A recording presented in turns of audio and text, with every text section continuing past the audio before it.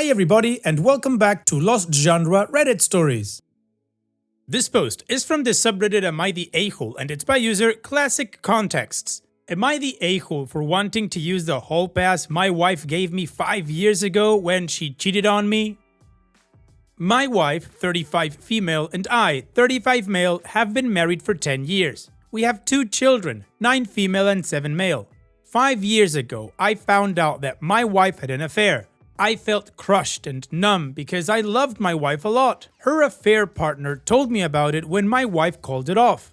The affair lasted 1 month, and my wife had called it off because she felt really guilty about it. When I confronted my wife about it, she was very remorseful and didn't deny anything. She said she'd do anything, follow any reconciliation steps I asked, and just begged to not break up our family. I asked her why she cheated, and she gave no excuses, and she just said it was for the thrill. My first reaction was to divorce, but after sitting on it for a week, I decided to just stick it out for our family, and because I still loved my wife. My wife was very thankful, and she even told me I had a hall pass I could use whenever I wanted. Over the next year or so, my wife followed the reconciliation steps, which included therapy, getting sober, quitting her job, and a bunch of other things.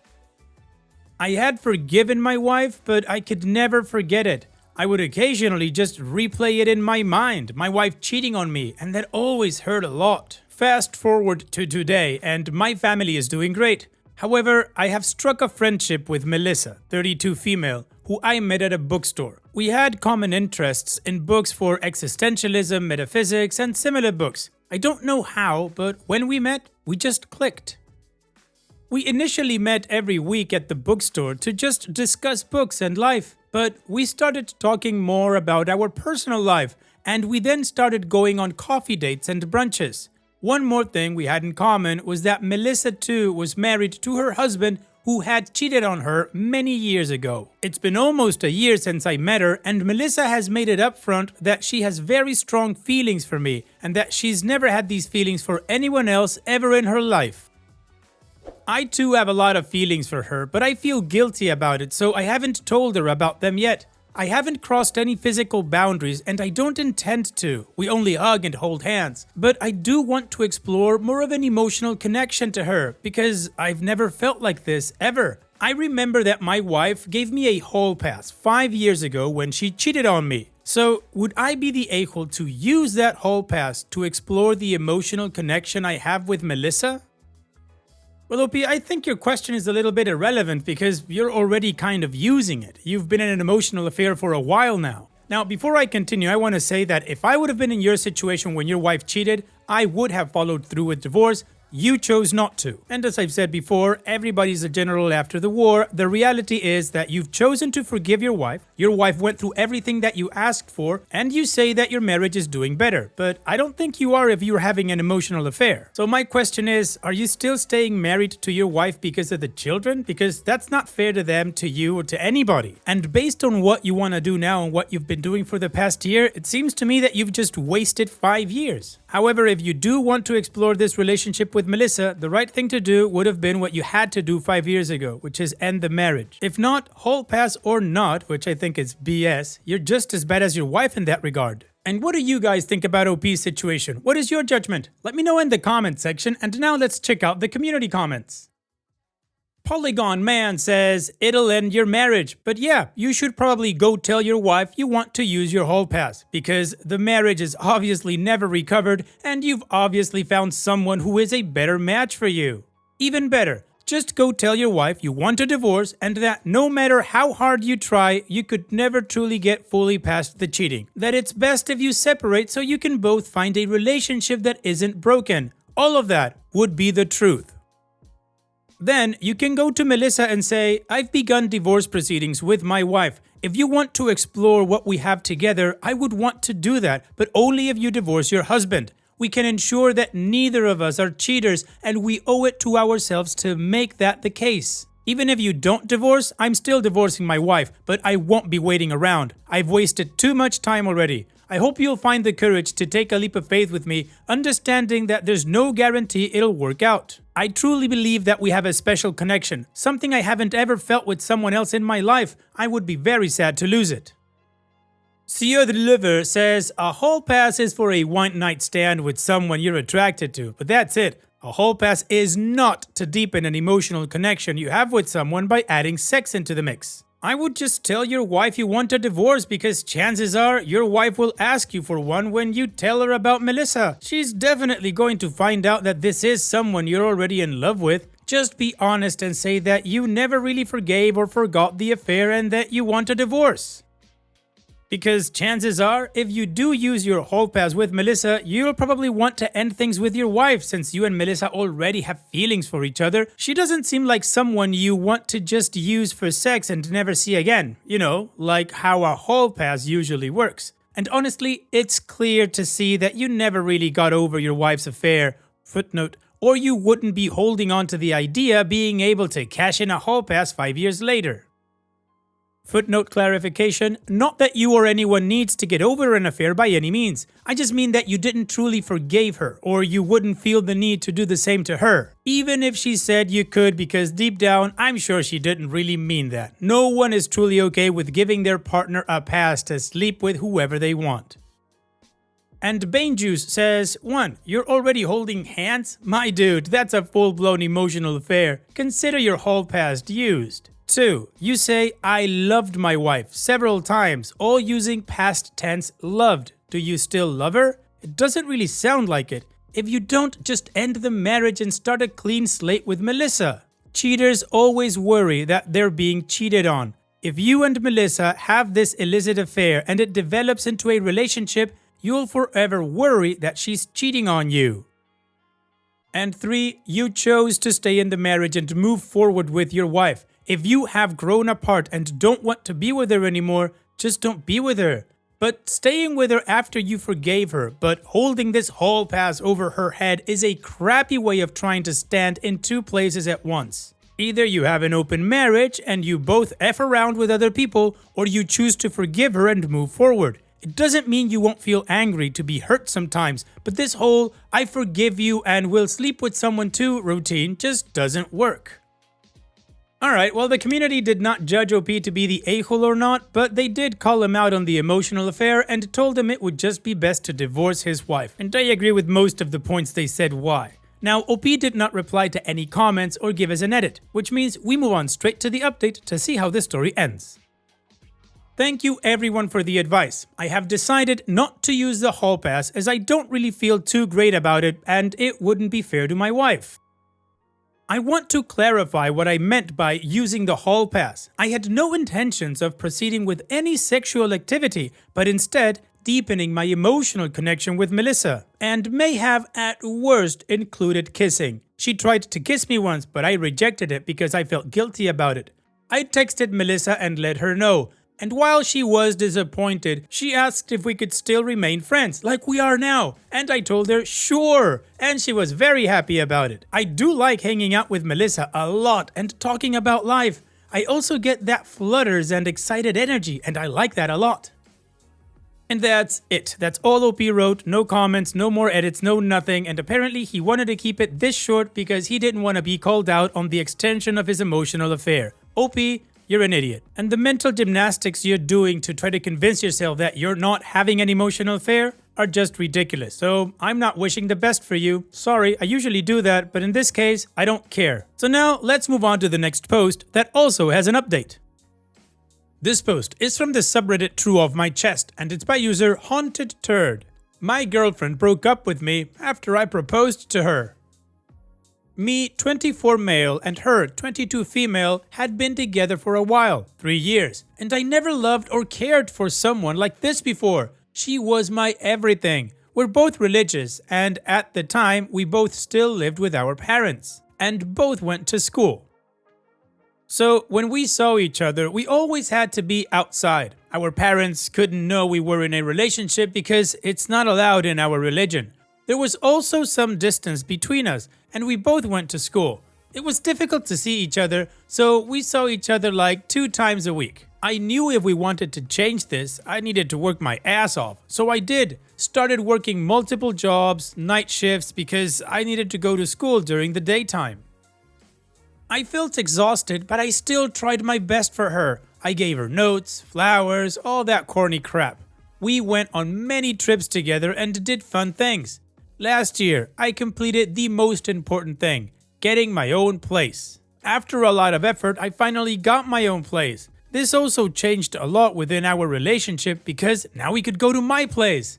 Now, I finished school and saved up more than enough to make the marriage we spoke so long about a reality. I proposed to her at the park we saw each other for the first time, at the bench we sat. She told me she doesn't want to marry me and that it has nothing to do with me, and after what she said, she doesn't want to hurt me and we should totally break contact. I didn't know what to say, so I just walked away, saying nothing and hearing her cry behind me. In our relationship, I noticed small changes in her behavior towards me. When we talked about it, she always brushed it off as me overthinking and said I needed to trust her. The love from her side became less and less, but the intimacy from her side increased. Now looking back at everything, I feel used. I have no idea how I can move on. Well, OP, it's sad to say and unfortunately, but you don't have a choice. You just need to work on moving on. You just need to live one day at a time. Focus on all the good things that you've done. Regardless of what the motivation was, you studied your ass off and you apparently got a degree. You've saved money. You got your own place. So many accomplishments that you should be proud of. Then you took your shot and it was denied. There's nothing you can do about that. I wouldn't grovel, wouldn't beg, wouldn't change anything. If she doesn't love you, she doesn't want to marry you, then that's about it, right? And of course it's gonna hurt. It's a relationship you were really invested in and you loved her. So focus on the good things and do your best to live again one day at a time. And what do you guys think? Let me know in the comment section, and now let's move on to the community comments. Headworks66 says, I know it feels like the end of the world now, but you will recover and be even happier in the future as hopefully you will get a partner that deserves you. Life is a learning event. She's hurt you, probably unintentionally, as people can't help how they feel. No doubt, you may hurt someone too, but live and learn from it and keep moving forward. You feel like crap now, but it will fade and you will have the chance to find someone more suited to you. Take your time and don't rush things. Also, go into the next relationship when you've healed from this one. Carrying emotional baggage around is very damaging to you and people around you. Your next partner doesn't need that. Give the next relationship the best possible chance of success. Unless you're very lucky, there may be a few almosts before you find the one. Use those experiences to grow. You're young, you'll get over this and eventually move on. Love will come to you, don't actively chase it. Good luck and you'll be fine. Thumbs up. OK Needleworker 9537 says, you're young, people grow and change, and what she said she wanted 3 years ago while still in school may have changed a lot from the real world. Take heart in that you are young and time will heal this wound. Next time, you will pay more attention and do more communicating and checking in to make sure you are both on the same page, but you don't need to rush. Enjoy your youth while you can. Marriage and kids is a long-term goal for most. And OP responds, if it changed, she should have told me way before this. The past 2 years have been exhausting mentally and physically. She was using me for sexual crap, validation, and we always did fun, exciting things. She kept me in a false reality to satisfy her own needs. That's all there is to it. And the Hollow Man says, how were you used? She didn't agree to marry you and then take all of your stuff, so I'm failing to see why you feel used. Yes, you are right to feel hurt, but at least she was honest with you and turned you down instead of caving to her religious background and going through the motions with you. Sometimes people just don't work out. It can be sad, but it can also help you find the person that will work out.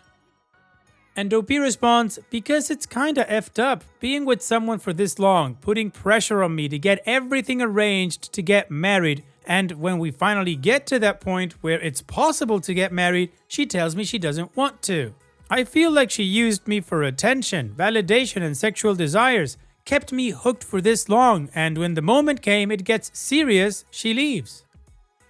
So the majority of the community is telling OP that it will pass, he just needs to keep moving forward and he'll eventually get there. So now let's move on to the update to see how the story ends. There was another guy all along. She always told me she wanted to keep everything private between us because she was afraid her family was going to find out. Now I know the real reason. There was this guy she had on Snapchat, they had a streak going. And of course, she told me not to worry about it, it's just streaks, etc. Well, I found his Instagram and decided to message me. Yeah, really stupid, I know. Turns out, he was going through the same stuff. He was also in a relationship with her and was told not to worry about me. So she was in a relationship with two guys at the same time.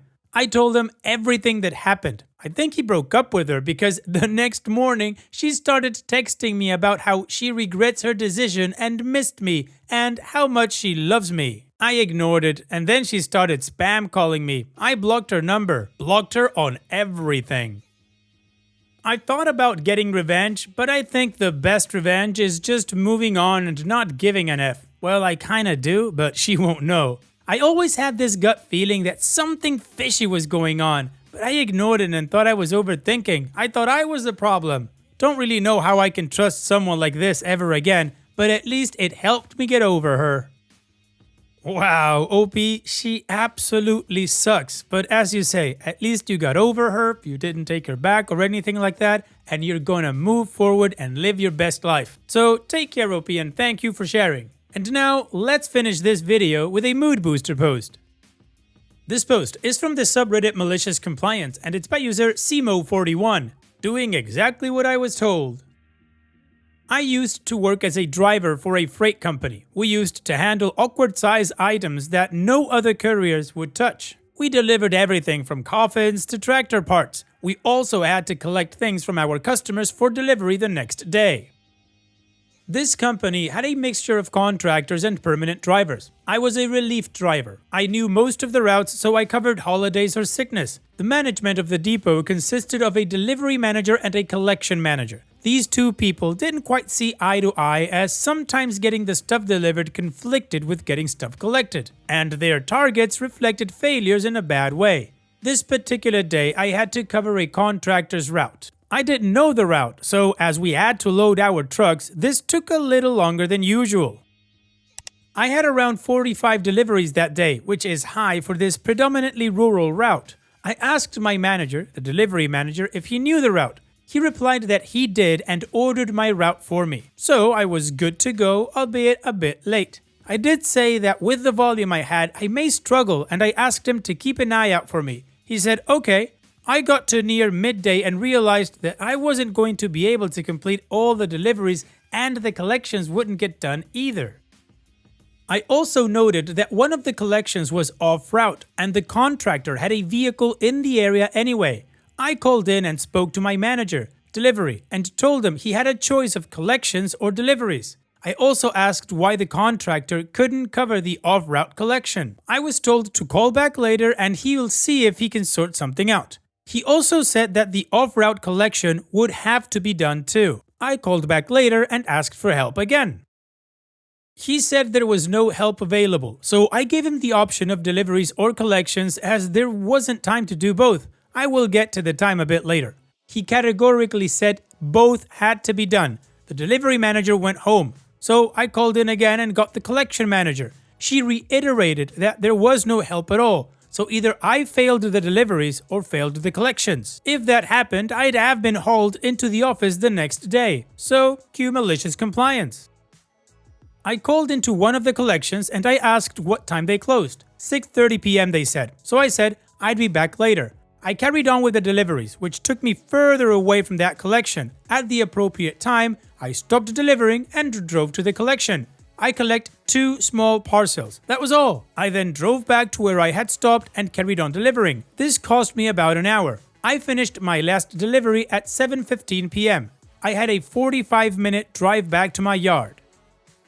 As I was leaving the round, I got a frantic call from the collection manager. She was wondering where I was. I told her what had happened and told her I'd asked for help 4 times and was told I had to do everything allocated, so I did and it wasn't my fault that it happened like this. Here's where the trouble really started. The company's trucking system is a fluid one. It depends on trucks leaving the depot at a certain time. For our depot, the cutoff time is 7:30 p.m. I wheeled in at just after 8 p.m. There were 15 pissed off guys on overtime waiting for me to turn up and an articulated truck waiting for these 2 parcels. This wait caused the whole trucking system to be late the next day. My routing was discussed when I got back as it was questionable at best. When I told the collections manager that it was the delivery manager that organized it, there were angry emails between the delivery and collection managers, and I would imagine that the logistics teams would have demanded an explanation too. Asses were definitely kicked. The next day, no one said a word. I wasn't on that route, and going forward, well, for a little while, they either helped when I asked or didn't get me to do as much. Also, as I had exceeded legal driving time, they had to make sure I went home early for a few days, so a bit of a win there. The biggest trouble these guys had was they always assumed that the drivers were after an easy day, and even when presented with the evidence, assumed that you were still trying to be fly. This time, it bit them badly. Well, OP, you were given specific instructions about the route and no help at all, so what did they expect? I think you made the best decision you could have done with the situation presented. Good for you for problem solving. Thanks for sharing, OP. And that's it for today's video. Thank you so much for taking the time to watch it. Now, if you've gotten to this point in the video, I assume that you like these stories that I'm reading out, so here are a couple more that you might enjoy. And if you don't have any time to watch another story right now, save it for later. And also, don't forget to hit that subscribe button.